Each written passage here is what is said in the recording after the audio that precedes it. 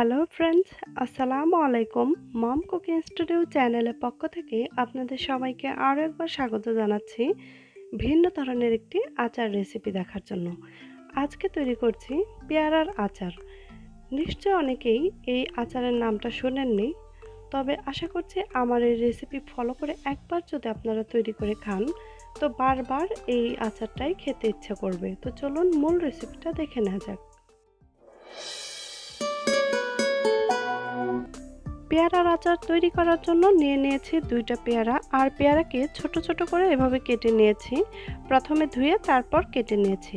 এখন দিয়ে দিচ্ছি এখানে লবণ স্বাদ মতো, বিট লবণ 1 চামচ, মরিচ গুঁড়া 1 চামচ, ভিনেগার 2 টেবিল চামচ,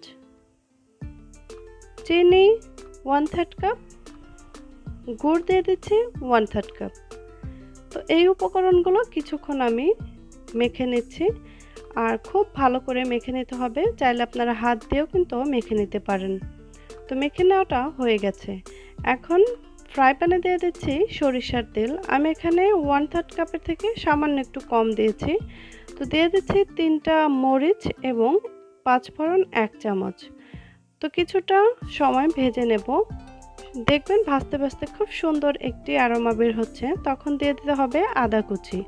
আর এই আচারটাতে অবশ্যই কিন্তু আপনারা রসুন কুচি দিতে যাবেন না, তাহলে কিন্তু ফ্লেভারের থেকে একটু অন্যরকম গন্ধ আসতে পারে। তো কিছুক্ষণ আদা ভেজে নিয়ে তারপর ম্যারিনেট করা যে পেয়ারা ছিল সেটা আমি দিয়ে দিচ্ছি। এবার কিছুক্ষণ আমি নেড়েচেড়ে রান্না করে নেব। আর তার আগে সামান্য একটু পানি দিয়ে দিলাম। আপনারা দেখতেই পাচ্ছেন কতটুকু পরিমাণ পানি আমি দিয়েছি। তো এখন কিছুক্ষণ নেড়েচেড়ে তারপর ঢাকনা দিয়ে ঢেকে অল্প আঁচে নেড়েচেড়ে রান্না করে নেব বা আচারটা তৈরি করে নেব। এর মাঝে কিন্তু বেশ কিছুক্ষণ সময় একটু নেড়েচেড়ে নিতে হবে, কারণ নিচে যেন লেগে না ধরে সেজন্য। আপনি যদি আমার চ্যানেলে নতুন দর্শক হয়ে থাকেন আর রেসিপিটা যদি ভালো লেগে থাকে অবশ্যই একটি লাইক দিয়ে যাবেন, আর যারা চ্যানেলটি এখনও সাবস্ক্রাইব করেননি প্লিজ চ্যানেলটাকে সাবস্ক্রাইব করে নেবেন।